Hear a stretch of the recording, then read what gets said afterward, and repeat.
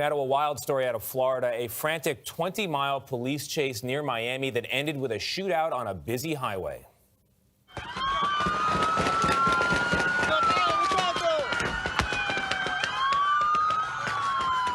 Just terrifying sounds there as police shot it out with two alleged armed robbers. That was yesterday. Both suspects were killed along with their hostage and another person caught in the crossfire.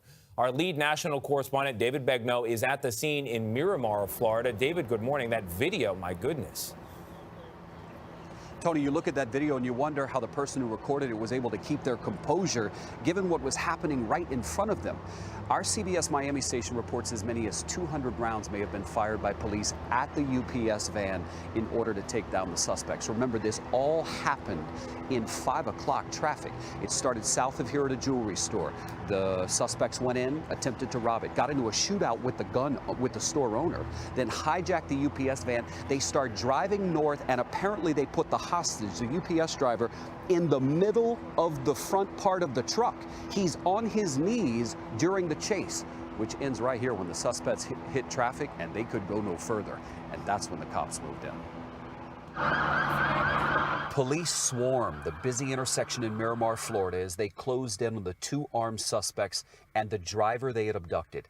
The chase started in Coral Gables, about 24 miles away, after the two suspects attempted to rob a jewelry store. You heard in the back alley about 8 to 10 rounds fired. The armed suspects got into a gunfight with the store owner, injuring one of the employees before fleeing the scene, reportedly with some of the diamonds. Right after that, they hijacked a UPS truck and took the driver hostage.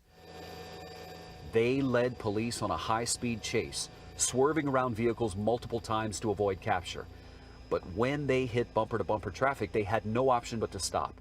And that's when the police moved in, appearing to use some of the bystander vehicles as shields as they fired at the UPS van. The armed suspects engaged law enforcement, opened fire, and unfortunately, the suspects are now deceased. A senior law enforcement source confirms to our Miami station that the 19 officers who opened fire on that UPS truck worked for 5 different agencies. After the shootout, at least one body was visible next to that vehicle. The gunfight killed an innocent bystander who was in their car nearby. And we've learned the other victim who died is the abducted truck driver, 27-year-old Frank Ordonez. Our condolences go to the families of the deceased of today's unfortunate incident.